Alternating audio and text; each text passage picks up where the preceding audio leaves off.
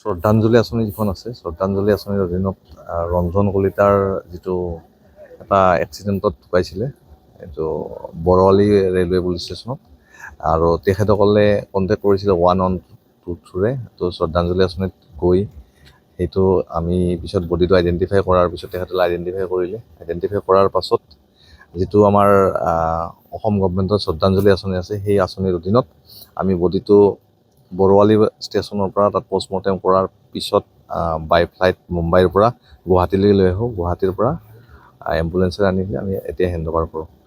তেখেতসকলৰ আৰ্থিকভাৱে দুৰ্বল আছিলে আৰু তেখেতৰ বায়েকক আৰু পেহাকক আমি বডিটো চমজাই দিওঁ। সৰু ভাই মানে খুৰাৰ ল'ৰা মোৰ ৰঞ্জন কলিতা আছিল। তেওঁ কৰ্মসূত্ৰে বাহিৰত আছিল, মুম্বাই বাৰৱালী বুলি জেগাত। তেওঁৰ এটা এক্সিডেণ্ট হ'ব বুলি আমি খবৰ পাইছিলোঁ, আৰু এই খবৰ পোৱাৰ পিছত আমি মৰ্মান্তিক হৈছোঁ।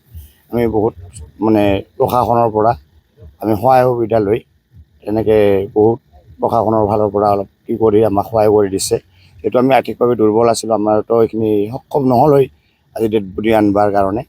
আজি যিটো আমাৰ বঙাইগাঁও প্ৰশাসন উপায়ুক্তৰ মহোদয়ৰ ওচৰত আমি এটা আবেদন কৰিছিলোঁ, আৰু সেই আবেদন মৰ্মে আমাক প্ৰশাসনৰ ফালৰ পৰা সহায় কৰি বাকীখিনি চব পষ্টমৰ্টেম কেনেকৈ কি কৰিব লাগে সকলোখিনি কৰি আজি আমাৰ হাতত চমজাই দিছে। এইখিনিলৈ মই প্ৰশাসনক মই ধন্যবাদ জনাইছোঁ মোৰ তৰফৰ পৰা। অসম চৰকাৰৰ শ্ৰদ্ধাঞ্জলি আঁচনিৰ জৰিয়তে হয়, এইটো জানো অসম চৰকাৰৰ শ্ৰদ্ধাঞ্জলি আঁচনি হয় বুলি। তেনেকৈ আমি কি কৰিছিলোঁ, আৰু চৰকাৰকো মোৰ ফালৰ পৰা মই এটা ধন্যবাদ মানে আঁচনিখনৰ ওপৰত এটা কি কৰি মই ধন্যবাদ দিবলৈ মই কি হৈছোঁ আৰু ধন্যবাদ দিছোঁ।